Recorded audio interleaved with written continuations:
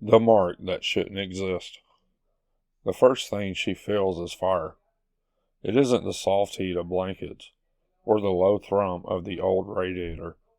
It's a sharp, spiraling burn that tears her out of sleep with a strangled gasp, as if someone had passed a brand straight onto the center of her chest. She lurches upright. Her palm flies to her sternum, fingers trembling. Her skin is hot, too hot, as if something beneath it has been carved into place and filled with molten metal. Her breath stutters and snags, the edges of her vision going white for a heartbeat before the room snaps back into focus. The apartment is dark, or it should be. Instead, thin veins of light spider up the walls, crawling along ceiling beams and cracking through the paint like someone has drawn glyphs underneath the plaster, and those glyphs have just remembered they exist. The light isn't one color. It keeps shifting. Blue, gold, silver, red, flashing in rhythm, with the thing burning into her chest. She shoves the blankets aside, sucking in air that tastes strangely sharp and electric.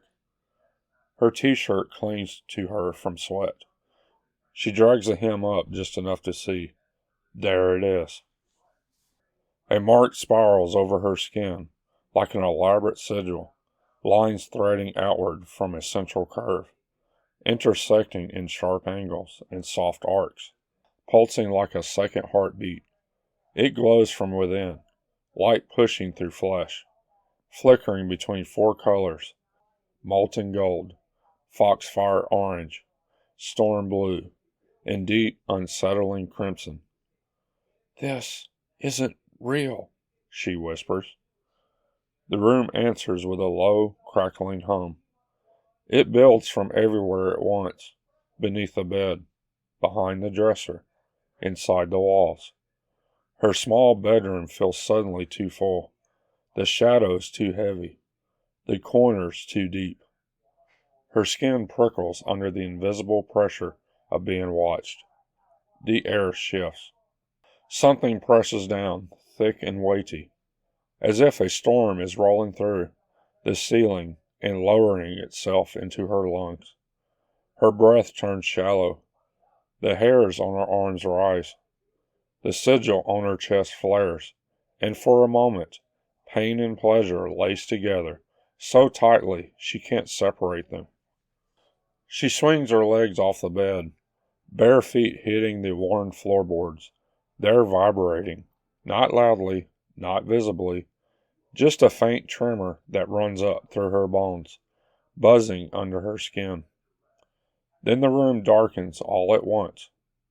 The light from the sigil still glows, but the crawling veins along the wall snap off like broken fuses.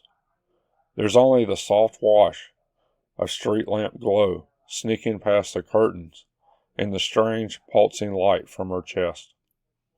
Her heartbeat pounds. The air tastes like smoke and rain and something sweet, like ripe fruit left too long on the counter. Then she realizes she's not alone. The first silhouette coalesces at the foot of the bed, dragging itself out of the air as if the darkness has decided to stand up. The air warps around him, heat rolling off his form in waves that make the space between them shimmer. He's tall, broad shoulders, the outline of muscle beneath a dark shirt that clings as if it's a part of him. His hair falls around his face, in a way that suggests it rarely obeys gravity.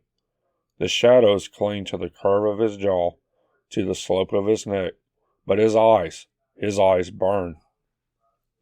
She can't see the color, not exactly. They're the white-hot center of a flame, too bright and too focused, pinning her where she sits. Her heart slams against the sigil.